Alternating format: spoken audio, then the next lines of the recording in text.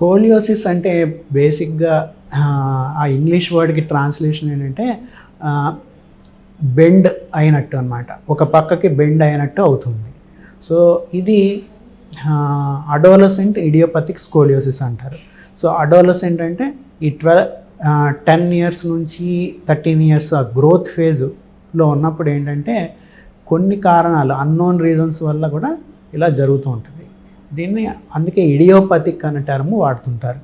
కొంతమందికి ఏంటంటే బాగా చిన్న వయసులో కంజెనిటల్ స్కోలియోసిస్ అంటారు. కంజెనిటల్ అంటే అది బై బర్త్ వస్తుంది.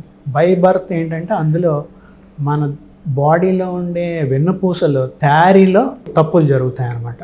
దానివల్ల ఏంటంటే చిన్నప్పుడే వాళ్ళకి బెండింగ్ స్టార్ట్ అయిపోతుంటుంది. సో ఈ స్కోలియోసిస్ వ్యాధి ఏంటంటే బాగా ఎల్డర్లీ గ్రూప్ అంటే 60s ఆ ఏజ్ గ్రూప్లో ఏంటంటే లంబార్ స్పాండలోసిస్ వచ్చి కూడా డీజనరేటివ్ స్కోలియోసిస్ అంటారు. డీజనరేటివ్ అంటే అరుగుదల వల్ల వచ్చే స్కోలియోసిస్ అనమాట. ఇది పెద్దవాళ్ళల్లో వచ్చేది. ఇది కూడా ఇప్పుడు 70 ఏజ్ గ్రూపు 60 దాటిన వాళ్ళలో తరచుగా చూస్తుంటాం. ఈ డీజనరేటివ్ స్కోలియోసిస్కి తర్వాత అది పెద్ద వయసులో వస్తుంది. అదే కంజెనిటల్ స్కోలియోసిస్ బాగా చిన్నపిల్లల్లో వస్తుంది.